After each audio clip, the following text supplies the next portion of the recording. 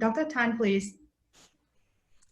Hi, good afternoon, everybody. I'm very honored to be here, and I see a lot of familiar names and some familiar-looking faces who are starting to pop up. I'm very happy to be here, and just let me, I'm going to open my slides now and get right into the presentation.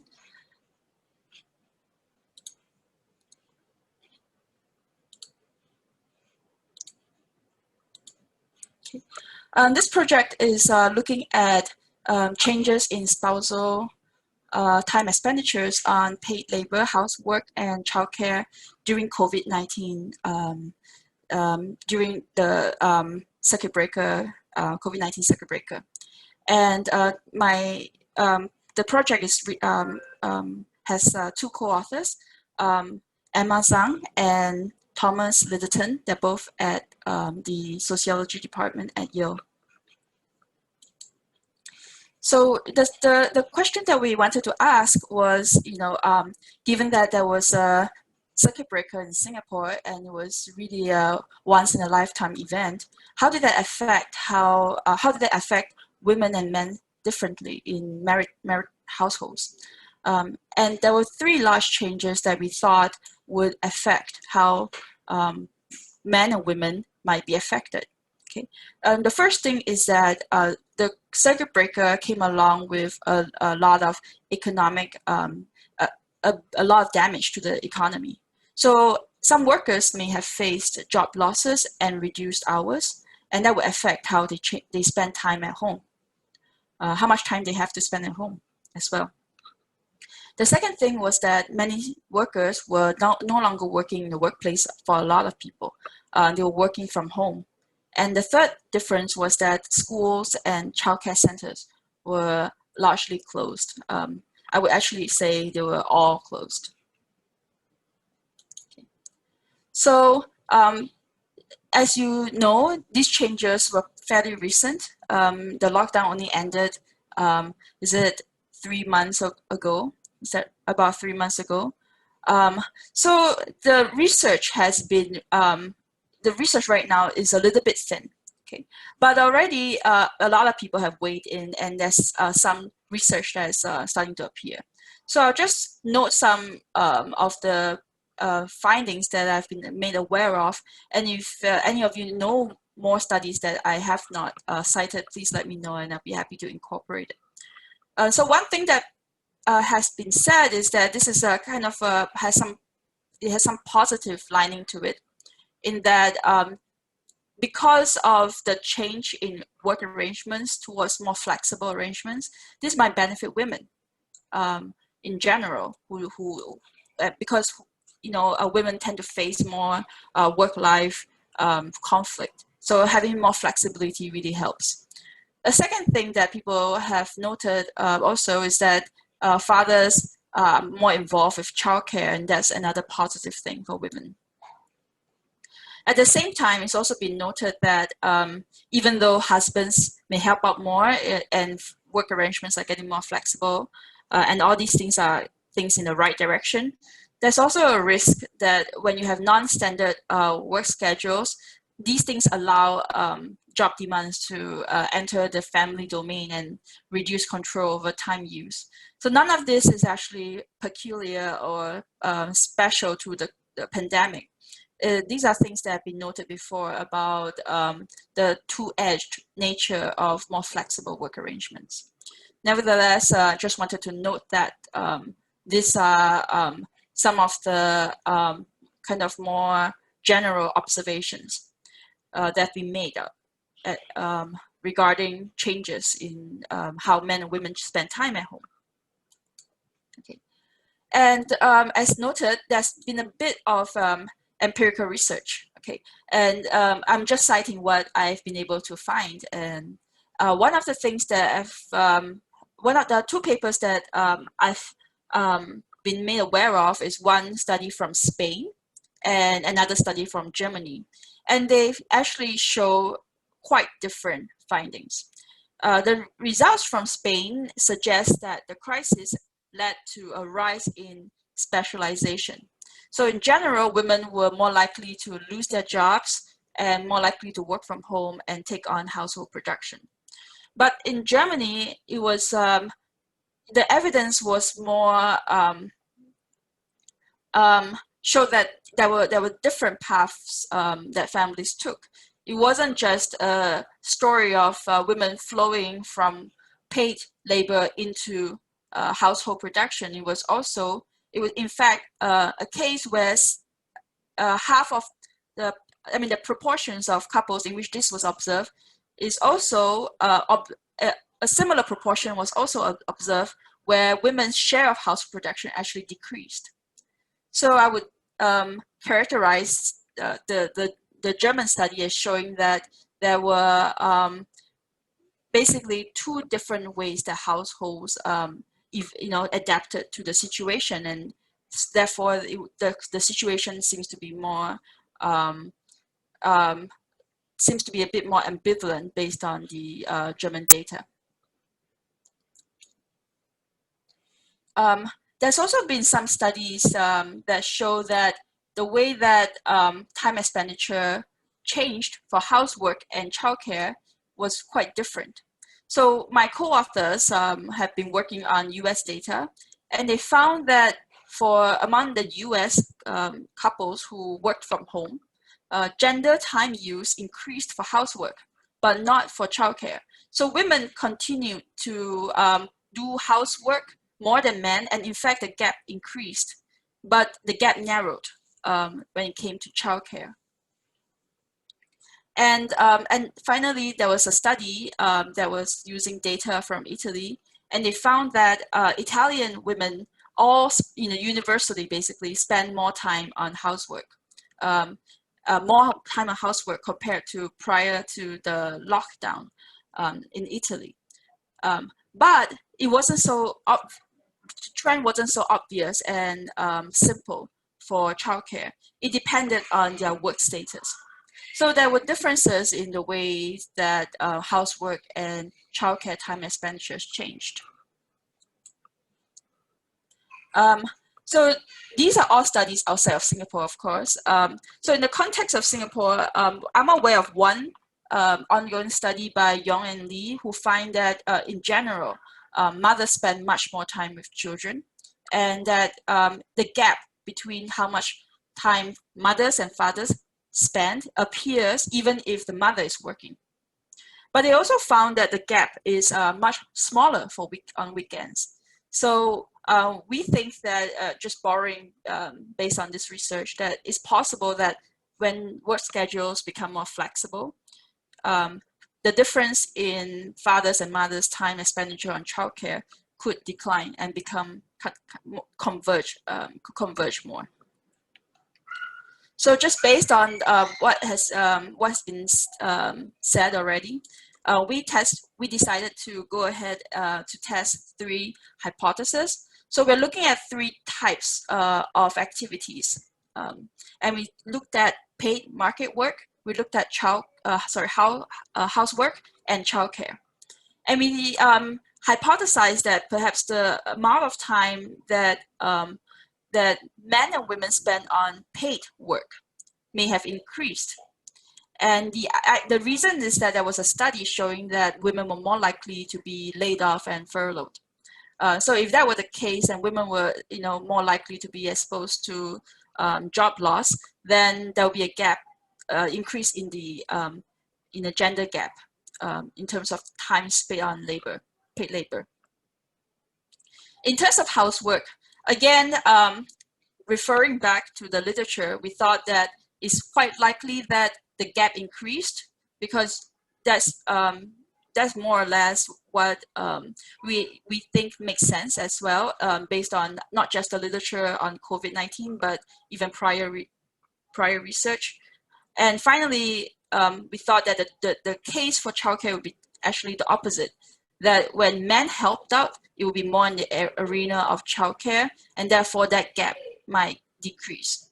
So these are just straightforward, simplified versions of our hypothesis. I'd just like to clarify at this point that the version of the paper that we have out is still preliminary. So these are also kind of the results I'm going to show you in a minute are also preliminary. Okay. So to our knowledge, the studies that we've looked at compared to ours have some differences, and we think that our study adds some value to the literature for a couple of reasons. The first reason is that this is actually the first study that uses couple level panel data to look at not only gender inequality in time use, but also relating that to job losses and income. The second significant second way we add value to the literature is that it not only looks at what happened during the circuit breaker, but also what happened immediately after the circuit breaker when schools resumed, and we think that these are results that have implications because we are still in a state where countries and cities are continuing to intermittently undergo a lockdown around the world.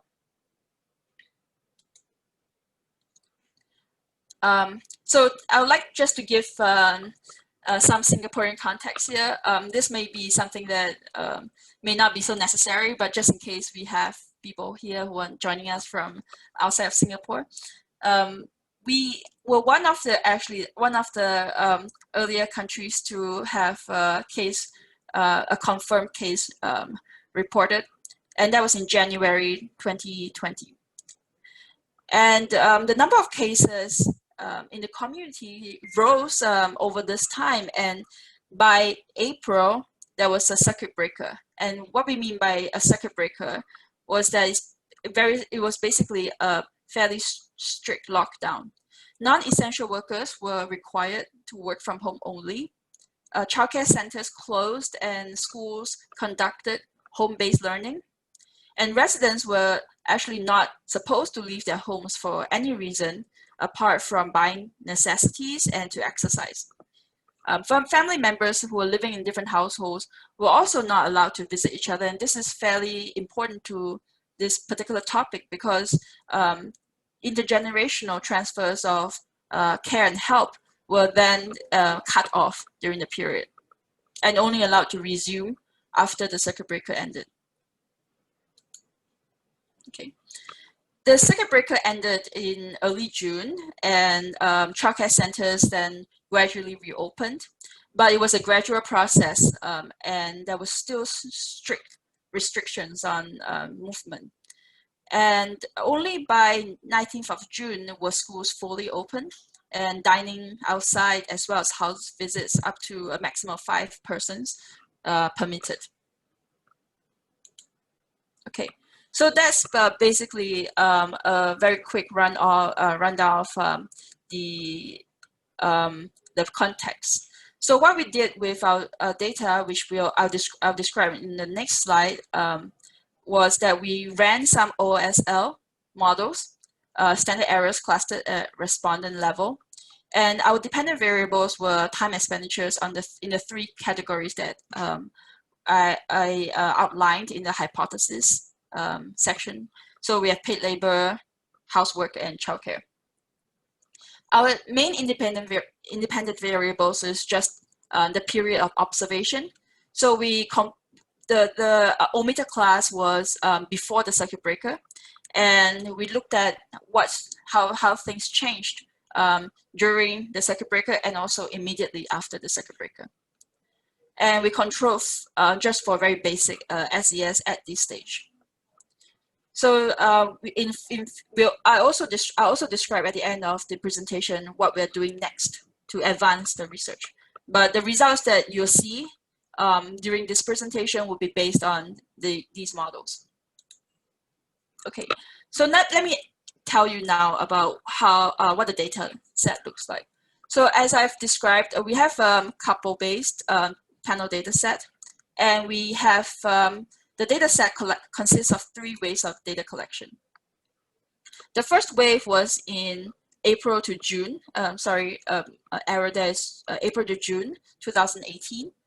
We used a street intercept method to to recruit 660 married women aged 25 to 34.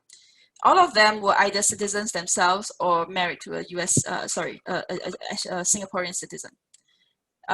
We recruited these people throughout Singapore, and we did so basically at the 5 geographical regions. All interviews were conducted in person for this first wave. In May 2020, during the lockdown, because it was not permitted to meet in person except for essential purposes, everything was done online. So we contacted 500 out of the 660 married women, and we were not allowed to contact everybody because in the consent form, only 500 people gave us gave consent to be recontacted. We managed to recontact about 80% or so out of these 500 women in May 2020. The very next month, after the lockdown, in the middle of the month, we recontacted the same 416 people. We did not contact people who did not complete the May survey because of the because in IRB we had said that we would pay these two groups together, and so if they did not complete the May survey, we couldn't ask them to join us for June. So out of these 416 women, and about 400 of them, 399, also completed the June survey. And we are now planning for another future waves in November and May next year to get a longer panel to see more medium-term and longer-term effects. Okay. So I'll now describe some of the key variables that we collected that are relevant for this study. So the first thing that we, of course, want to know about is time expenditures and how we measure them. So the way that we ask them is identical in all 3 survey waves. We would ask them, how many hours do you usually work a week? And again, we asked, how many hours does your husband usually work per week? That's how we collected the data for part A, paid labor. Then there was a question on housework and childcare, which were collected in the same question. How many minutes a day do you spend on the following? Household chores like cooking and cleaning, excluding childcare, and then again, caring for children, which includes feeding, bathing, reading to them. And we collected this again in all 3 waves. But for the second and third waves, we asked them to base their responses on what happened in the past 2 weeks, in order to make sure that their responses are reflected on their experiences during the lockdown and after the lockdown. So again, recall that the third wave was started 2 weeks after the end of the lockdown. So the responses reflect what happened after the lockdown, immediately after the lockdown. Okay. Okay. So that's the dependent variable, which is how people use time, and we also collected data on whether they worked from home and or whether they worked outside of home. So we asked them whether this is a question. Have you been working from home or outside of home in the past 2 weeks? And we collected it on a 5-point scale. And we'll be showing some results on that. All right. We also collected some working status data during all 3 waves, and as well as income data. So in the third wave, we collected income data for 4 time periods. So we have income data in 2018. We asked them also about their income in December 2019, in March 2020, in April to May 2020, and finally in June 2020. And the reason why we collected so much income data is that we wanted to know what happened before the pandemic, right before the pandemic, what happened during the beginnings of the pandemic, but before the circuit breaker, what happened during the circuit breaker, and what happened after the circuit breaker. Okay, so with that, I'll just jump into some of the demographic and socioeconomic characteristics. Okay, so what we had with this data set was actually a pretty big overrepresentation of Chinese respondents, and also simultaneously overrepresentation of college-educated women. So in the analysis to come, we would try to reweigh some of the observations to make it more nationally representative, but I wanted to be upfront that we did not have a nationally representative sample. Okay. In this sample, we had 12% of people said that they were living with a domestic helper. And finally, you can see the income, kind of the income distribution here. So you can see that the modal income categories for women were between 2,000 to 4,000, and again from 4,000 to 6,000. This is where a lot of people fell in. And husbands tend to actually have higher income, but they were slightly less likely to be college educated than their wives. So these are just some of the highlighted features that I thought I'd highlight. We had a lot of professionals, as might be expected, based on our based on the sample that we the population that we were working with. I guess that's kind of the highlights from this table. If any of you have questions, please do feel free to ask after the presentation. Okay. We also asked, so as I mentioned, we asked people about their losses and whether they lost a job, whether they were working from home. So these are some of the summary statistics that we like to share at this time. So only about 5% lost jobs. Maybe I shouldn't say only. I should say maybe, you know, I mean, job losses, of course, being quite devastating to households.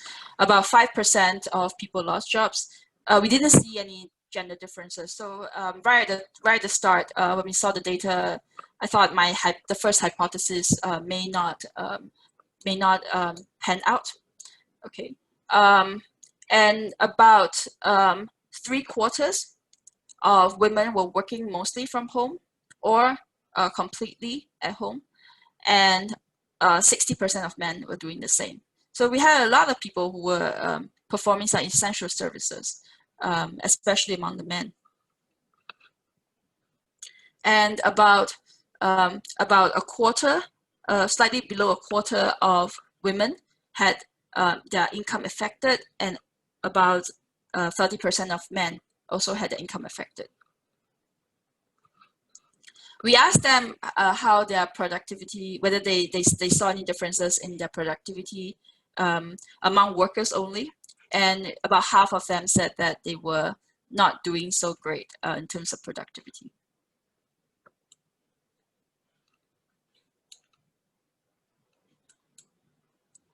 Okay, so these are this is I think the most informative slide in the presentation, so I would like to spend a little time.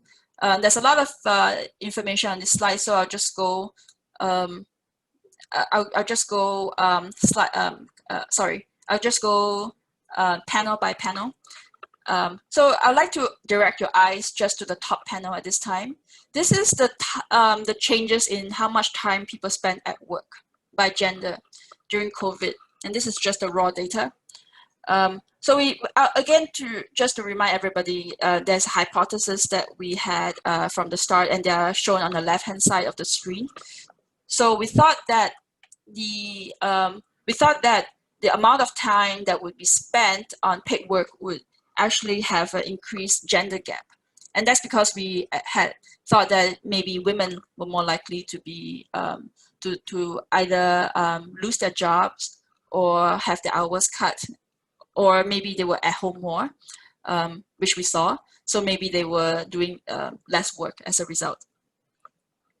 But what we found is actually that the gap decreased, and it fell from around a gap of 7 hours a week to 4 hours a week, and that gap was maintained even after the lockdown ended.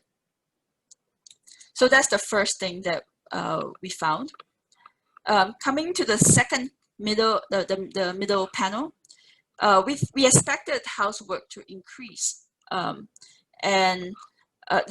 gender gap in housework to increase, and this hypothesis, I think, received a little bit more support because you can see that there was a divergence in the trajectory. It was non-parallel. It went up more for women, and for women the gap was how should I put it? Sorry. So after the circuit breaker ended, the amount of housework that women did was actually didn't go down all that much. But for men, the amount of housework actually went up. So so that we'll like to talk about a little bit later. And finally, for childcare, the hypothesis was that we thought that there'll be more of a convergence, and we did see a convergence, but it wasn't a very large convergence. Compared to the divergence that we saw in housework, I think the convergence in childcare looks a little bit smaller if you compare these two scales. However, it's important to note that these scales are actually not equal. So if you look at the scale for housework, you see that actually the unit bars are separated by 20 minutes per day. But for childcare, because childcare was more of a time, was basically people spend more time on childcare than they do on housework in general. The units are separated by 50 minutes. So the gap that we saw was 123 minutes on average per day during the first wave in 2018, and it fell to 112 the gap fell to 112 during the circuit breaker, and it was maintained after the circuit breaker. And we note that the amount of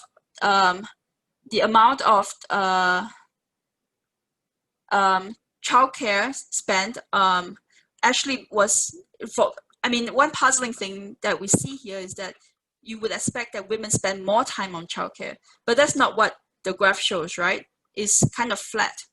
And the reason that we think that it's flat is actually that because these are all raw data, it doesn't reflect the fact that when we followed the women in 2018, their children were likely younger. And in the second wave, their children had grown older. So we think that if we control for the age of child, you see what happened, in fact, is that there was an increase in childcare, time spent on childcare during COVID. I hope that's clearly explained. If not, please let me know that it wasn't clear, and I'll be happy to try make another attempt at explaining what I just said. So here are the OLS results. So what we found was that during the circuit breaker, that there was a decrease in the gap in terms of sorry, I got that wrong. Sorry, I should start from work right here at the right hand side of the table. So what we found was that there was no significant change in terms of the gender gap in terms of time used, but if we were to add up the coefficients between say negative 1.5 to 2.3, so the coefficient for husbands, it was actually significant, statistically significant if you add these two up. And basically, if you were to compare the time expenditures between men and women, it would be actually significant. But the gap was not significant after the circuit breaker ended. So that's what I'm clumsily trying to explain in terms of paid labor. So again, we see that there was a little bit of a decrease in gap working hours, and it was negative, and that was actually what we did not expect to see. In terms of housework, what we saw was that husbands actually spend less time on housework. So they spent 23 minutes less during the circuit breaker, and it was significant at the 1% level. 0.1% level. So they did a lot less housework than wives did during the circuit breaker compared to before the circuit breaker, and this gap was maintained after the circuit breaker. And finally, we saw that for childcare, men actually did more childcare during the circuit breaker relative to before the circuit breaker. So the gender gap actually closed for childcare. And that's very reflective, of course, of what we had seen in the previous slide, looking at the trajectories, just the figure data. And I'd like to emphasize here that what we did here, these are just OSL results. What we did here is we controlled for respondents' basic SES. We did not control yet for individual fixed effects at this point. So these are the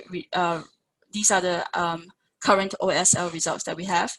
We also did not control for the age of children at this point. And I think that would be quite significant based on what the figure shows.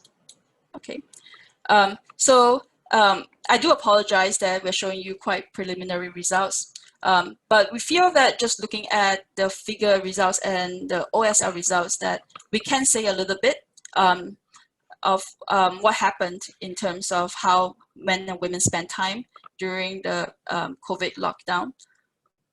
So first of all, we did not in fact see that women spend less time doing paid labor. In fact, what we found was that the gap decreased instead of increasing. It wasn't significant as well. So in general, there was a small difference, but it wasn't a very large one. So that's the first thing.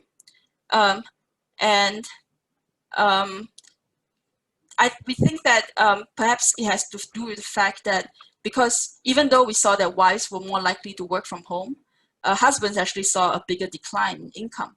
So it could be the case that even though wives were less productive because they had to work from home, men also had a large decrease in how much they participated in the labor market because there was less to do, because their businesses were not doing so well, because their jobs had some new constraints that led to their ability to contribute in terms of paid labor. So they couldn't do that much, basically, even if they did not work from home as much. Okay. Our hypothesis regarding housework and childcare were more on the ball. So we did see that women specialized more exclusively on housework, and whereas dads became more involved. And we didn't see, importantly, I think, we didn't see that this effect went away immediately after the lockdown. There was some persistence of there was some persistence of the effect after the lockdown. Okay. So in future directions, what we'd like to do is actually to break down the possible mechanisms behind why there was a change in gender differences in time use. So we're going to consider three mechanisms. We're going to look at differences in time availability because of the lockdown, differences in time demands, and also differences in relative bargaining power because of the differences in job loss and working from home. So what we're going to do is that we're going to focus on the second one, which was how the pandemic differentially affected men and women based on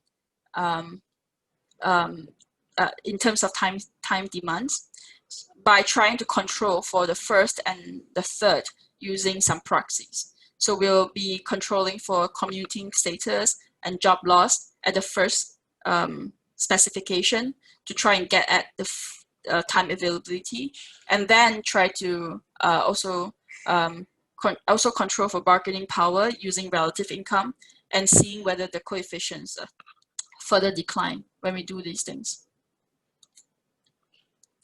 We'll also be conducting heterogeneity analysis by looking at household SES. So we'll look at whether high SES households and low SES households are reacted differently.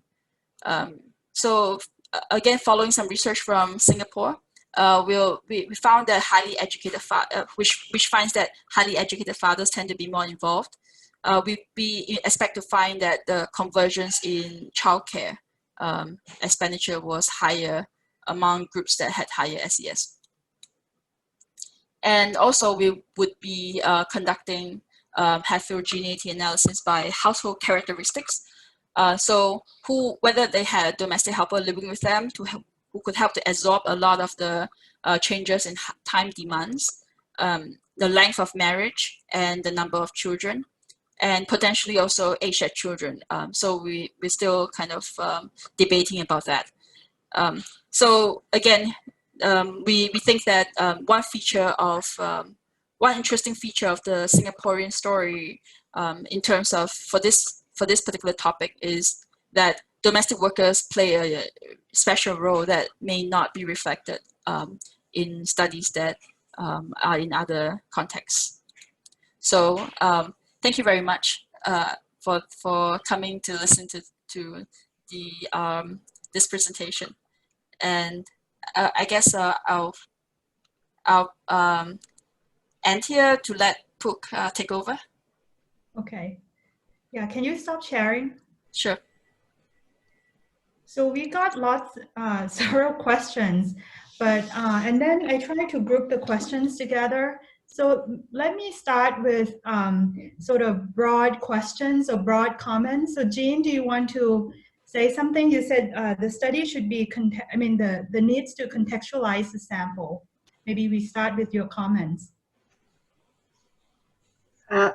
Well, I wasn't going to say anything until the end, so you want to let other people ask?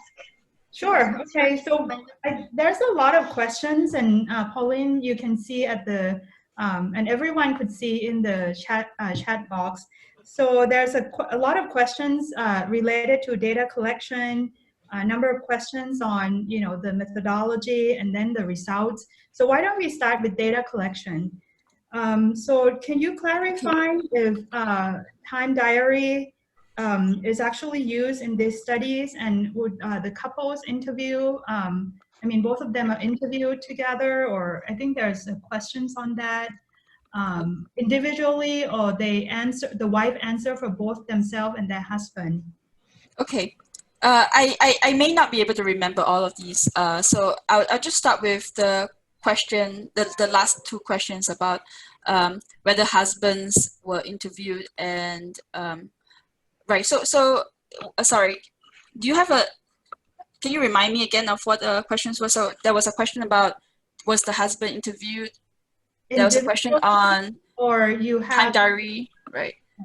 So was a time diary through 2 weeks considered as a research method? That's one question. Okay. The second question is, do the wife and husband answer that questions separately, or the wife answer for husband and themselves? Right. So that's more about the methodology. Right. There was a third point which I may have missed. I think there's only 2 points. There's only 2? Okay. So because of the way that we conducted the online follow-ups, we couldn't conduct anything in person. We could only do it online. And we were really worried that people would not finish the diaries. They would start doing it and they would stop if it were too long. So the advice that we got, and the thoughts that we had about this matter was that it was really crucial to make sure that we didn't have a low response rate. So we kept the questions fairly short.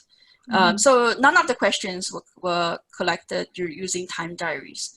Unlike for, say, the research that was done during by Jean, who used the time diary, we just asked them to estimate. So it was a single question asking them on average how many minutes per day or how many hours per week do you work and spend time on these household chores or childcare.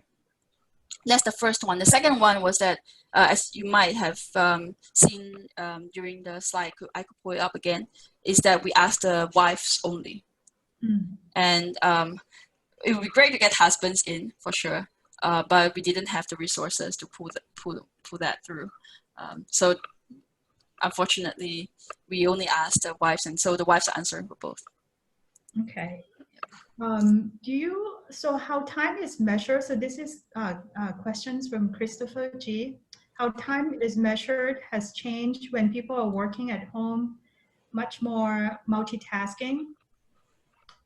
And so that division between paid labor and paid work, unpaid work is more ambiguous.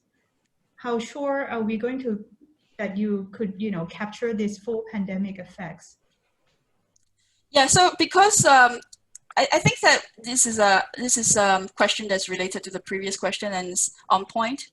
We're asking people to estimate something, and as I think implied by the question, it may not be such a simple job to ask people to do that, because much more than used to be the case. So it used to be the case that you could you had office hours and you had home hours, and when you are working from home, it's harder to estimate how much time you're working versus running off to pick up a child or do something on off the cuff. So I think this is a very very on the, I mean, it's a good point. We don't really have much of a response to that, except to say that it really does, I guess, depend on the ability of the respondent to estimate it. Then, in this case, yeah. Okay. There's one question about why do you choose to only capture chores and childcare in terms of housework hours? Why not other unpaid care work?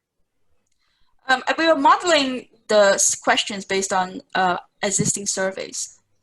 Some other surveys that we looked at. So the questions were actually fairly similar to that those other surveys. So we did not. The original study was not a time study. It was to look at just how household arrangements were look at household arrangements in a more broad way. So because it wasn't the focus of the 2018 survey, and because we had constraints on how many questions we could put online to respondents in the online waves, so we couldn't explore very in-depth details about their lives beyond just the most broad questions. So I certainly do see that there are limitations to the data set, and I guess I don't have much more to add to that. Okay, so this is my own questions, and it can be helpful for us who think about doing research during this time. So among people who in 2018 that said agree to be recontacted, right? What is the response rate when you contact them in 2020? So the response rate was around 80%. It's very high. Yes, it was only among people who consented to be recontacted.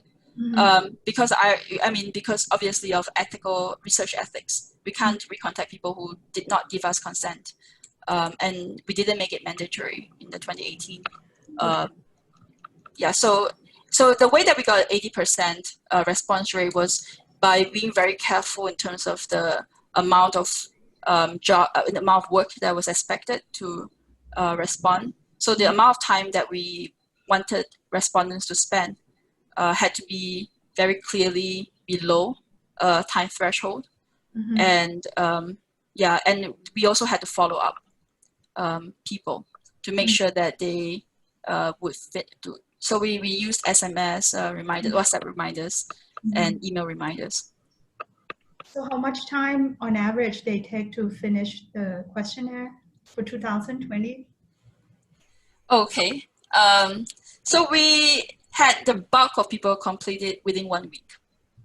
We ran it for two weeks, basically. So there was so the way that we collected data was that there was a start date and an end date of data collection, and we would allow people to complete it during that time period. But most people did it during the first week, and then you had some stragglers in the second week. Sometimes people only did it during weekends. Okay. So if you were thinking about doing a project where everybody has to be online and and have to respond online, my experience was just that you have to allow weekends because some people just cannot find time during weekdays. Okay, thank you. So now I'm going to, for the sake of time, I'm going to move to questions that are related to methodology. So a few people asked if you control for living arrangement or consider household structure when you analyze the data and if you collect those information. Sorry, there was an airplane that's flying over my block, and that might be why you might hear some noise. Sorry, I don't know why, but there's a can you repeat the question? Sorry. Yeah, the question is about whether you control for living arrangement or household structure in your analysis. Right. So far not yet. We're showing you results that are just controlling at this point for SES. We have not controlled even for fixed effects that are non-time varying. So at the next stage, what we plan to do is to control for fixed effects, and that might capture a lot of the household structure question. But at the same time, we're going to do a heterogeneity analysis, just separating out the two groups. So do you, so this is a question from my colleague, Vincent Chua. So do you find gender gaps by social class since you control for SES? Did I find any differences in, if you mean the gender gap, differences by gender and by social class? Or yes, he used the word social class. Okay, so we're looking at gender gaps. So I think the gender question doesn't come to it, just the social class then. For social class, so that's something we haven't done yet. But what we do expect to find based on research that has been done at your sociology department is that we think that the convergence should be more pronounced among higher SES groups. So so by the time I had booked for this presentation slot, I thought that we would have gotten more done. So I do apologize that we are only showing you kind of the more preliminary results, but we were not able to finish the future steps that we had in mind yet. Okay. There's also a number of people asking about presence of domestic worker, right, and how that might affect your finding. Sure. So the way that what we expected to find was that if you have domestic workers, that the lockdown's sudden increase in demands would be absorbed greatly by the presence of the domestic worker. So we think, first of all, that you will see less of, the effect sizes will be smaller in terms of time used for both men and women. And in terms of the gender differences, in terms of how it's going to affect the gender differences, honestly, I'm not quite sure how what I expect to find at this point, because I don't know whether it is the fact that because that's a domestic worker, so it replaces women's work primarily, and that's what we're going to find, that domestic workers actually lead to more of a convergence in terms of spousal time use, or it is actually the case that because there's domestic worker and a mother at home, that they then take over all the chores jointly between themselves, so that the domestic worker is actually replacing more of the men's half of the housework.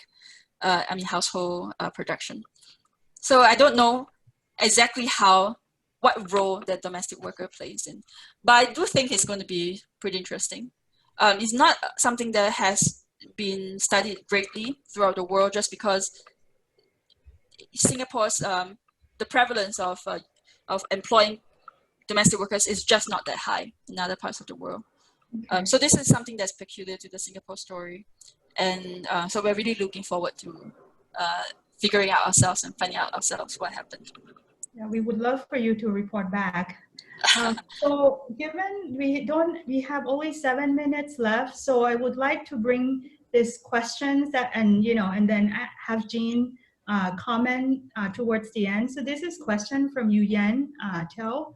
So she asked very important questions. So she asked if you have any initial thoughts on how these findings, how it's related to workplace practices or social policies or care infrastructure in Singapore.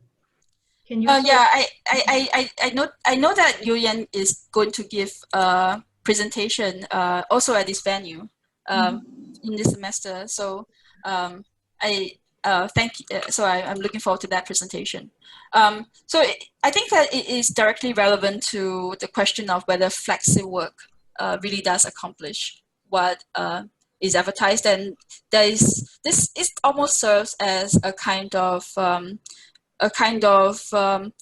I wouldn't say experiment, but more of evidence in terms of what happens when you have a huge discontinuity in working arrangements. There's an increase in flexible, when work becomes very flexible, does it help women or not? And just looking at what happened with housework and childcare, what we see is that when you have increase in flexibility, actually women take on a lot of the burden in terms of housework. And for the childcare data, men helped out more. But I don't know whether that's the end of the story. I have to think about it more carefully, because this was a situation where you had childcare centers not being available. So if childcare centers were available and schools were open, would this actually be as much of a boon to women? Would it be as much of a help to women? And would men have chipped in more? And one limitation of the data, although I shouldn't possibly keep on harping about how my data is limited, but one limitation is that we didn't make a big, we didn't distinguish clearly between weekdays and weekends. So it would have been helpful to look at how things are different between weekdays and weekends, and help to answer the question about schools. But unfortunately, we don't have that angle to help answer the questions. So I think that it does speak to what happens when you have more flexible workplace practices, and when you have more egalitarian or more similar work arrangements for men and women. And we're gonna delve further into that, I think, by looking at controlling for work from home status, and so controlling for time availability. And I think that another way in which this is really important to policy is actually that it's not going to be so simple to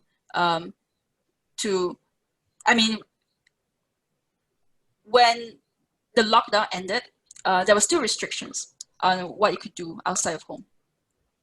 And that's partly because there are policy directives telling people what you can and cannot do, how many people can get in the same space, and so forth. But I think part of that is actually voluntary. So some businesses may actually, even if they didn't have these directives, may not want to open fully because of new lessons they've learned, new ways of working. So So, and that I think is reflected in the national conversations about how the world is going to change and whether it's going to change basically semi-permanently. And one of the ways that it might change is that there's a lot of adaptation in terms of workplace arrangements. So it's really relevant because now is possibly one of the best times to talk about flexibility. Yeah. So I guess it will kind of relate to that. We will have to be definitely addressing these questions in the paper. There's no doubt about it. So thank you. Okay, thank you. Jean, we have 2 minutes left. Do you want to Okay. comments? Hi. Great. Hi, Jean. First, thank you, Pauline, for presenting this very important research. I just also want to comment so that you could act so swiftly to collect the data in April and in June and all of that. That's great. I thought it's important to contextualize the sample that you're studying and their characteristics. I noticed that your parents are very young. The mom, I think, was 30 and the dad was 33. And these are all just parents, right? Yeah. Parents with very young children. So in a way that Yes. the same group that our study SG Leads is focusing on, but that means that parents with children 0 to 6 year old, preschool kids. But even in our sample, our parents are older than that. So I think this is, you have a very young parents group. Yep. And education also tend to be higher than what the national representative is. Yes. And with our 5,000 kids in the sample, we do show that, compared to your group, I think you have a more highly educated and a lot younger population than we're talking about. Also, just to help contextualize, it is very clear that from our analysis, all of this time use for parents with children or housework are very very much affected by education or the social class of the parents, and also the family arrangements, living arrangement that other participants were asking. So you're right that the unique Singapore context is a lot of households have domestic helpers. From a national sample, there are 1/3 of these young families, in fact, do have a domestic helper. Okay. And another 25%, well, not mutually exclusive, 25%, so a quarter of these households have a grandparent who are living in a household. And that's another very important context that Singapore and maybe other Asian families has, that really affected how parents spend time with kids or on housework, especially on father's time, how much time they spent on care. So our study shows that it doesn't affect, these factors don't affect mother's time as much, but it affects a lot on how much time that fathers are spending. So that's another thing. Next time you want to probably also add, is there grandparents living in the household? Because that's a big factor too, not just domestic helper. Right. I think you have 12% of your household, you said, that has a domestic helper. Yeah, that's right. I think that was based on the data in 2018. We recollected the data in May, actually. So we should probably update that and possibly compare whether it has increased from 12. Because some of the people that we initially interviewed, they didn't have children yet. And 2 years later, because this is a very this is a group with relatively high fertility rates. They might have then had children 2 years later. Right. So we might have a higher proportion of people who have domestic workers. Yeah, so that's important. And then grandparents, as I say, it's very important. Yeah. Also, the weekend and weekday time is very important. So Yeah. I don't know how, I don't really get the details of how you collect the childcare time, but our weekday time for parents, for mother, is 4 hours.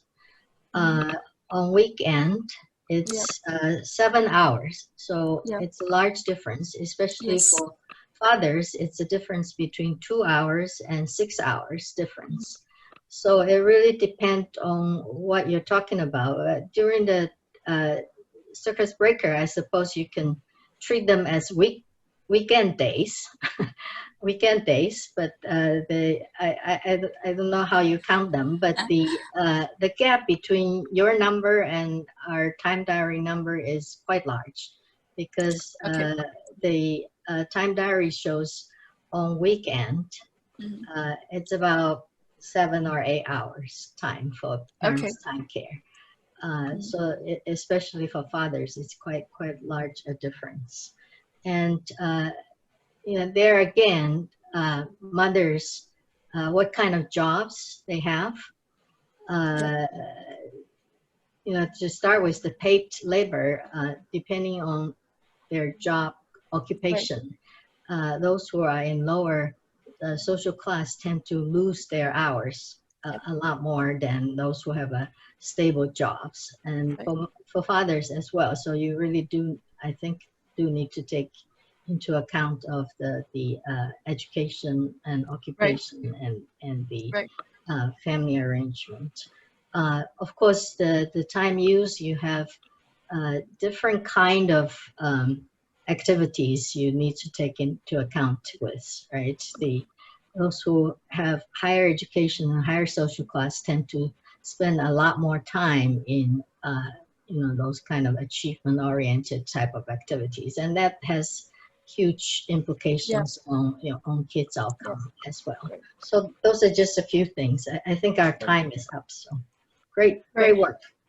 So I think the fact that, you know, the SG Leads has collected such great data on time use is certainly very helpful for us to compare against, because your sample is much larger and, you know, more representative of this group of young parents. So we'll also try to use the data that you have to try and anchor a little bit about whether, when women are talking about time use on childcare and housework, whether they're thinking about weekdays or weekends, or is it a kind of in between. And as you already said, there's some pretty big differences between weekends and the numbers that we're presenting. So maybe they're not thinking about weekends, they're actually talking more about weekdays. Or maybe it's some kind of in between. So it will help us to establish. So really, I'm very appreciative of the work that you've done that could really help to help us understand our own results. So if you are not collecting, you know, specifying whether it's weekend or weekdays, and you ask for weekly, that might be better. You're at least covering both. But if you're asking weekday, I mean, just one day, then you need to specify that. So we'll be presenting some of those data in a few weeks, I guess, in this forum as well. And great. I can show you. And we'll be going back to the second wave data. So basically, we'll be catching before and after the circus break, the aftermath of circus break. Great. That sounds great. Yeah. Okay, great. This is very engaging conversation, and thanks for the speaker for excellent presentation, and for our audience for very engaging session. So we have a lot more questions that we don't have time to answer, but we'll make sure that we'll send those questions to Pauline, so that if you want to answer individually, you can contact our audience as well. Or, you know, this could be useful for rethinking about, you know, your next wave or next paper. Okay. Thank you very much, everybody. Yeah. So as Jean mentioned, there will be more seminars that are related to these topics of gender division of labor and family in Singapore, and how families dealt with COVID-19 pandemic. So hopefully you will join us in those sessions as well. So we hope to see you again next Friday. So when we have two speakers from Singapore University of Social Sciences, and they will be talking about the well-being of older persons in China. So until then, please stay safe and goodbye. Thank you. Thank you everybody for coming. Thanks.